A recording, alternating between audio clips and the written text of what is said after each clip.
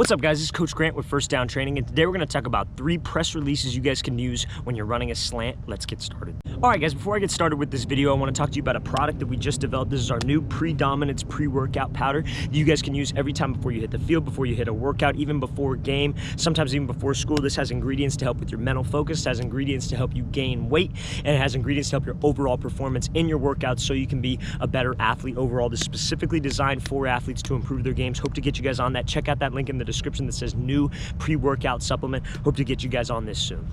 Alright guys, so the first release we're going to be talking about is this wide step release, okay? So this is a release you can use when you got a more physical DB, but he's in like this kind of catch technique where he's maybe in this 1 to 2 yards off, and we want to sell like we're going vertical. That's the thing about this wide step. So what this wide step is you're going to be here, like let's say we're lined up on the right, and you want to step with your back leg outside of the DB's frame. Now it's important that when you step out of his frame here, that you get him to move, that you're stepping, it's important that you do step out of his frame, because if you step outside of his frame, that's what's going to cause him to move. If you guys do this wide step and you stay inside of his frame, like let's say he's head up and I just go here, that ain't gonna do anything. That's not gonna make him move because you're stepping where he already is. If you step outside of his frame, that's where he's not at, right? It's as simple as that. So that's what'll get him to move off this thing. But how you get there and how you have some explosion is you want to use this front leg right here to kind of shoot you out. So I don't want to think of this as like a false step, but it's more of like a power step, right? So this first step off the line, you want to kind of take this subtle first step so it pushes you back and you could throw yourself to the outside, okay? Because if a lot of guys will just try to go here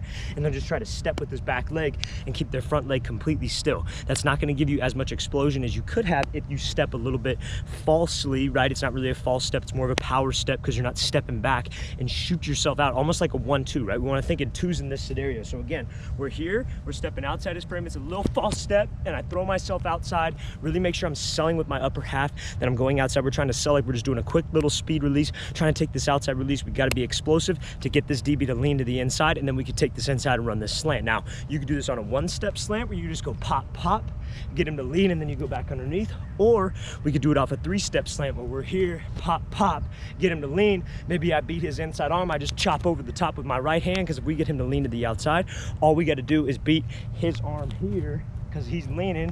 If you get this off, his hips will lock, and then we have that release, and then we burst up field 1, 2, 3 off that release and run this slant. Okay, that's a great release you guys can use on a slant route.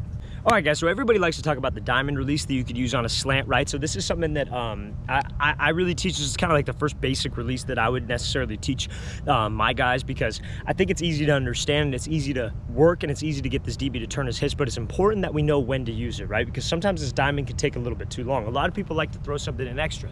They'll like to maybe throw a 1-2, then go 1, 2, 3 and work this diamond release. For those of you that don't know what a diamond release is you're here, you got this DB maybe inside leverage press, and you're going 3 hard steps. So it's like a 3-step slant, but you're angling on a 45 almost, right? You're trying to commit your hips, commit your shoulders, because there comes a point where this DB has to turn his hips and he has to run with you. So if he's inside leverage, and let's say you're attacking here, he's going to eventually have to turn his hips, and we hope that he gets to open his gate.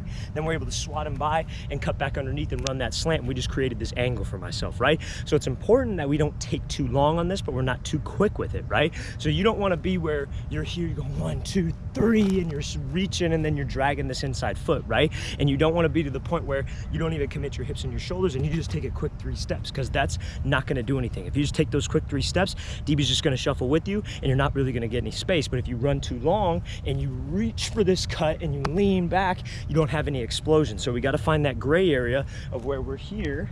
We come off the line 1, 2, 3, and you're in this explosive position. You're not reaching, you're not leaning back, you're not choppy with your steps, so we could swat him by and then rip back underneath. That's a great release you could use when this DB's inside leverage and you have a slant. All right guys, so the last release I want to talk about is this kind of hesitation slide release, or maybe a situation where you got to hesitate and close this gap with the DB, but mainly we're going to be focusing on this slide. So what this slide is like you're off the line here, and it's important that we know when to use this release because it takes a little bit longer, right? This is not a release that you're going to use when you got to run a 1-step slant, you're the first read, and the quarterback's got to get the ball out. That's not what this is about. What this is about is maybe you're like the 2nd or the 3rd read on this play. Maybe you got a concept where you're on the outside, you got a slant, maybe we're out of trips and we got this scissors concept, and you're like the 3rd read on this play. So you want to draw this DB out, give him this move, and then go. So what the slide release is you're here, and all you're doing is you're sliding into open space where this DB has to make a decision, and then you give him a 1, 2, 3, or maybe you just slide, give him a cut to the outside. But it's kind of just, you want to make sure that we're hesitating hesitating in space to get this guy to move with me, right? That's the whole goal of this thing. So when we come off the line here, what a lot of guys will do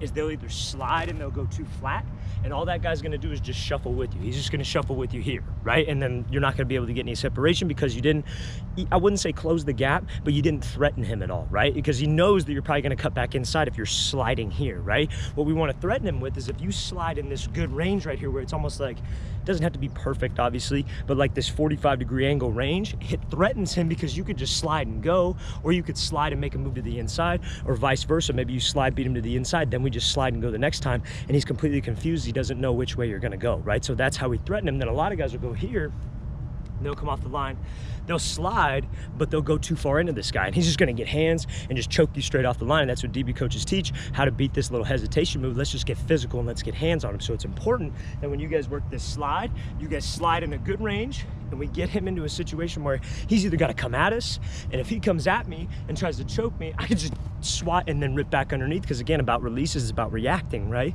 Or I can slide here, and let's say he stays disciplined and tries to go with me, I get him into space, and maybe I give him this 1, 2, 3, and I really throw my upper half to the outside, give him this little shake, and he jumps off this platform, okay? So a slide release is a great release you guys can use to get some separation when you got a slant against press, and that's the only really time I like the slide release, either slide, slant, or slide, go.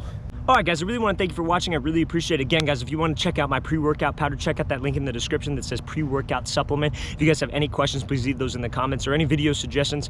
I'll get back to you as soon as possible. I'll see you guys next time.